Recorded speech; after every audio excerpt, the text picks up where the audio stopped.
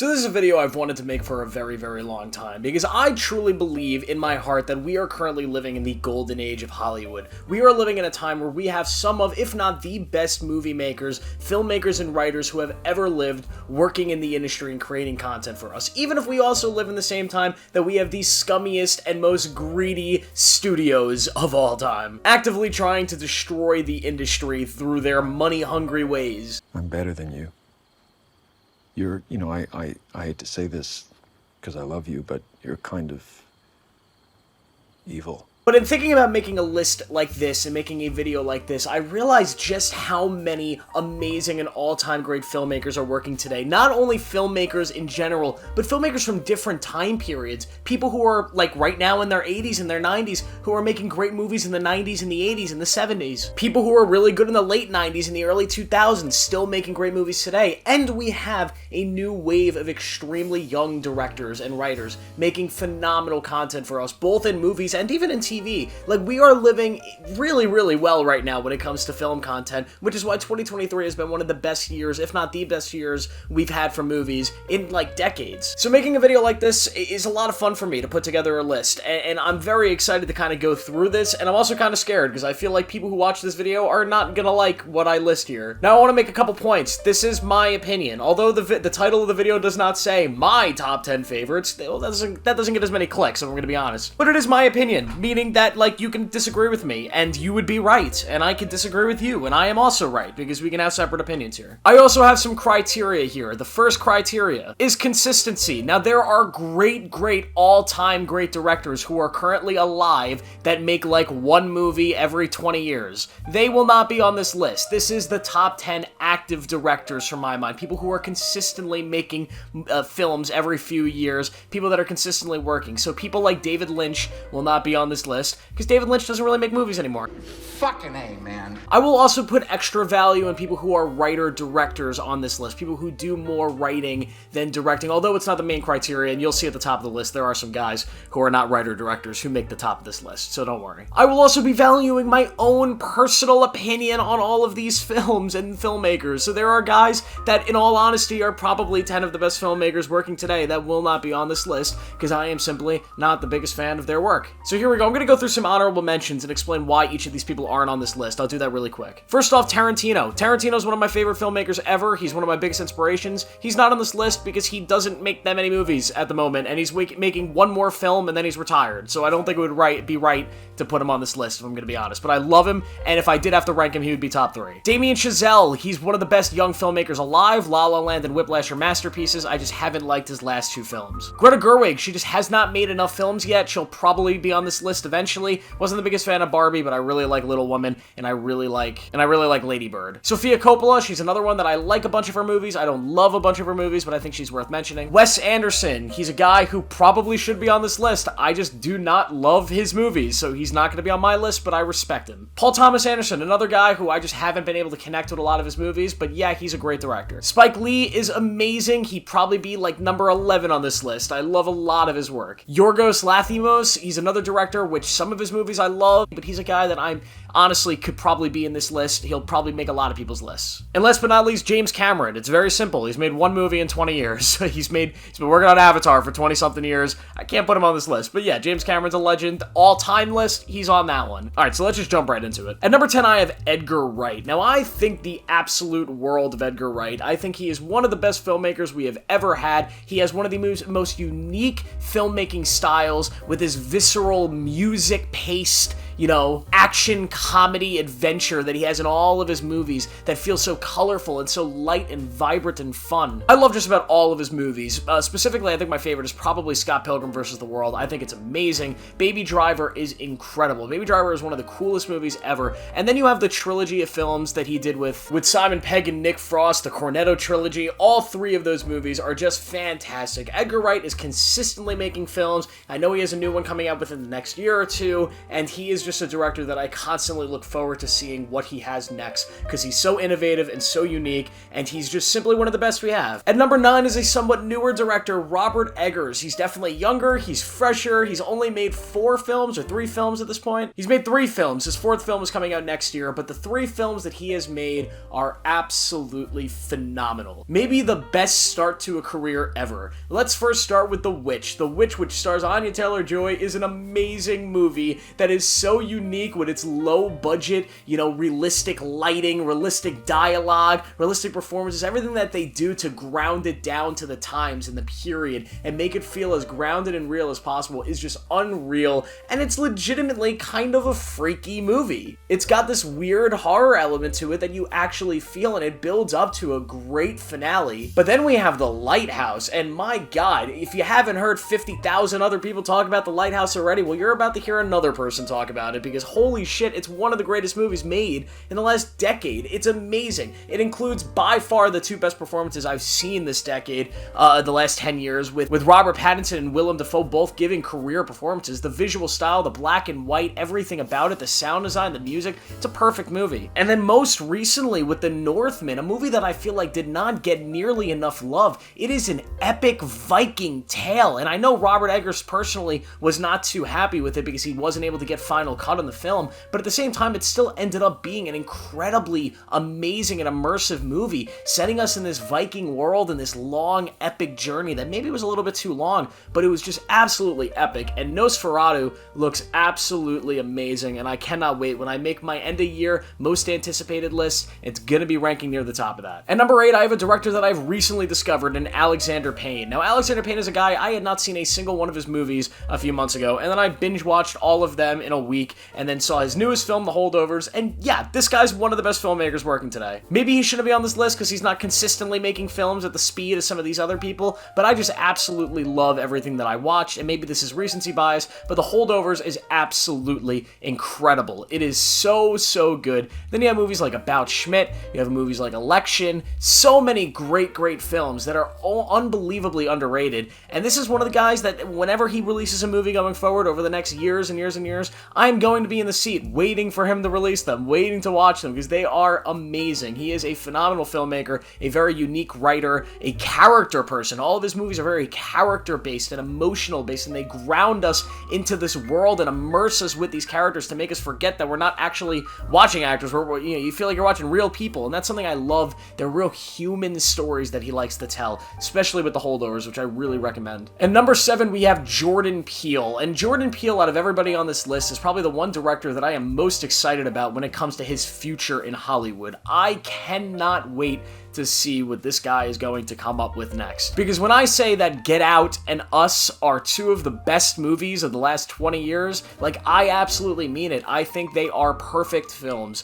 Get Out was one of the biggest surprises ever in cinema. I don't think anybody was expecting it to be as good or as exciting or as big as it ended up being. It ended up being a cultural phenomena, and it was, yeah, at the same time, an amazing masterpiece of a movie. It got nominated for Best Picture. It was just an amazing, amazing film that launched Jordan Peele's career and allowed him to make Us, which was a perfect follow-up to Get Out. It was such an amazing film that rose the tension and the stakes that he kind of built from Get Out and created this new, unique horror visual style for that film and this weird visual lore that was kind of exciting and interesting, and the music and the sound design was just also perfect, and more, cultural stuff that came out of that movie, as well as amazing performances. Now, I'm not the biggest fan of Nope. I think it was like a 3 out of 5 movie. It's fine. I was a little bit disappointed by it, but I could still respect the fact that a lot of people loved it, and it was a lot of people's favorite thing last year, and I do think whatever he makes, I know he has a film coming out next December, I think it's going to be amazing, and I think every time this man releases a movie, which he's on about a 2 to 3 year pace every 2 to 3 years, and he's producing a bunch of movies, I think whatever he does is going to be amazing, because he's one of the best young directors we have, and I cannot wait to see what he does next. Number 6, we have Guillermo del Toro. Now, I love me some del Toro. This guy, just from a production design design and a visual sense, is maybe the best filmmaker we have working today, in my opinion, from my perspective, my favorite. I get so excited every time I know there is a Del Toro movie coming, because his movies are just so different than anything else. They have so much heart in them, but so much terror and horror and emotion, and it's just such a great balance, and he's so good. And he's consistent. He's consistently stayed working all these years. You know, I could talk about my favorite movie of his, Pan's Labyrinth, which I think is a masterpiece. I think it's one of the best movies ever. It's in my top 10 of all time. It's horrifying, it's terrifying, and it's just absolutely amazing. You can talk about Pacific Rim, which was like a whole phenomenon when that came out. It was one of the most popular movies of 2013. An amazing, amazing film that had a terrible sequel that Guillermo was not involved with. That is one big pile of shit. The Shape of Water, which he won Best Picture for, not my favorite of his, but it won Best Picture at the Oscars. You have Hellboy, Hellboy 2, both great films. My favorite movie of 2021 was Nightmare Alley, which was amazing. Last year, he released Guillermo del Toro's Pinocchio, which was one of the best animated movies of the year. This guy just doesn't stop, and next year we will be getting a Frankenstein film from him, and I cannot wait. Guillermo is one of the best. And number 5 is David Fincher, and how could Fincher not be on the top 5 of an active director list? I mean, he's just amazing, and he doesn't miss. David Fincher obviously just released The Killer, which I've been very vocal about on this channel. It's one of my favorite movies of the year. I think it's amazing. Is it one of his best movies? No, which is crazy, because you look at his filmography, it's unbelievable. Zodiac, one of my favorite movies ever. The Social Network is one of my top 5 favorite movies ever. It's amazing. The Game is really, really, really great. I haven't even mentioned Fight Club. I haven't even mentioned Seven. I haven't even mentioned Gone Girl. I mean, it's unbelievable. Then The Girl with the Dragon Tattoo, which a lot of people like, Panic Room. He's unreal. David Fincher is one of the best. He doesn't write his movies, which is why he's number 5 and not like number 2 or number 3. But god dang, man, he is so, so good. He even made Alien 3. No, not you, Seamus. Ah, poo. All right, we don't like to talk about that one, but listen, he's a great filmmaker. Let's just ignore Alien 3 and maybe Mank as well. And number 4 is Steven Spielberg, and you can make an argument that Steven Spielberg is the greatest film director of all time, and I would not argue with you on that. If you said that, that's your point of view, I'm not going to say anything bad to you about that. I mean, it's Steven Spielberg. It's probably the biggest name in the history of Hollywood. Everybody knows who Steven Spielberg is. The reason he's number 4 on this list and not, in the top 3 or a little bit higher is just mainly because of personal preference. I did not grow up watching a lot of his movies. I never had that personal connection to him, and I discovered a lot of his legendary films later in my life. But at the same time, he is terrific. And he's consistent. This man has movies coming out pretty much every other year. He's incredibly fast with how he makes movies. I mean, just in the last few years, we've gotten The Fabelmans, which is amazing. We had Ready Player One, which I think is one of the most underrated movies ever. He made The BFG, which wasn't great, but that's okay. Underrated films like Bridge of Spies were really good. The Post, he made a lot of quiet movies that kind of fell behind the scenes. And then you look at his main work, and yeah, Jaws, Schindler's List, E.T., Raiders of the Lost Ark, Saving Private Ryan, Jurassic Park, like, holy shit. More! Catch Me If You Can, this guy is unreal. He's nominated for an Oscar almost every other year, he's making films like crazy. He has a new film coming out next year. He does TV, I mean, he does all, Band of Brothers was a big pet child of his. He does so many different things. Steven Spielberg is just simply one of the greats, if not the greatest, and he ranks number 4 here. There are 3 directors that I personally prefer more than Steven Spielberg, and that I get more excited about. The first of which is Martin Scorsese, and I will get this right off my chest to start off. I did not love Killers of the Flower Moon. It's one of my, most disappointed movies of the year. And in saying that, Martin Scorsese is a top 2 director of all time for me, and he's number 3 on this list right now. Martin Scorsese is perfect. He's 81 years old, and he's still killing it in the Hollywood game. I mean, you look at his most recent work over the last 10 years. Over the last decade, he's released Killers of the Flower Moon, which although I didn't love, was widely loved by a lot of people. He released The Irishman, which I go back and forth. I think The Irishman might be one of his best movies ever. It's incredible. I watch it all the time. Silence, his most underrated movie ever, starring Andrew Garfield, Adam Driver. A great performance from both of them. It's a really emotional, religious epic that not a lot of people saw, but they definitely should see it. And then you have The Wolf of Wall Street, which is also a masterpiece and a lot of people's favorite Scorsese film. Before that, he made Shutter's Island, The Departed. These are all films that he's made very, very recently. And then you talk about all of his work that came before that, the 90s, the 80s, the 70s, where he had Taxi Driver, Raging Bull, Goodfellas, Casino. I mean, come on. If he's not the best director of all time, he's at least in the conversation. And the fact that he's still working, even if it's at a slower pace, you know, he's every 3-4 years, he's still making great films, and I cannot wait to see what he does next, and I will treasure every moment that we have Martin Scorsese for, because he is 81 years old, you know, he's President Joe Biden age. I'm a little worried about him, but, you know, hopefully he'll stay healthy, and we'll, we'll get more Martin Scorsese films coming. And number 2 is Denis Villeneuve. Yeah, it's gotta be Denis. This guy is unbelievable, and I have a feeling that he is just getting started. Denis, over the last 10 years, had this weird thing where he became the guy that was just making movies at a pace that was just a little unbelievable. This man had a movie just about every single year for the longest time. I mean, it started in like 2013 when he released Prisoners, which is one of the most underrated masterpieces ever. And I think shortly after that, he released Enemy with Jake Gyllenhaal, which is a great movie. He had Sicario, which is another extremely underrated movie with Emily Blunt that is really tension built. There's a lot of suspense in the movie. It's very action-packed at times, and it's a great film. Then you had Arrival, which is one of my favorite sci-fi movies ever. It's such a surprising movie and one of the most incredible alien invasion films that completely subvert the expectations of the genre. Oh, and then he also made a sequel to Blade Runner, which was incredibly underrated. Blade Runner 2049 is a masterpiece that nobody talks about, both on a visual level. The scope of the visuals in this film are unreal and unmatched to this point. The film is a masterpiece, and it's such a shame that he didn't get to make a third, like the trilogy ender, like another Blade Runner movie, which was definitely planned. I mean, the movie ends on a cliffhanger. And then, of course, he spent the last, 5-6 years doing Dune, which is the unadaptable book. It's a book that everybody said can never really be adapted. David Lynch tried it. It sucked. Now, Denis has done it. We have 2 movies. The first one is amazing. The second one, we don't know yet, but they look amazing. And Denis is just getting started. He's making a Cleopatra movie, which I think everybody's going to be excited for when it comes out. And then, of course, you're going to have Dune 3, Dune Messiah, which is,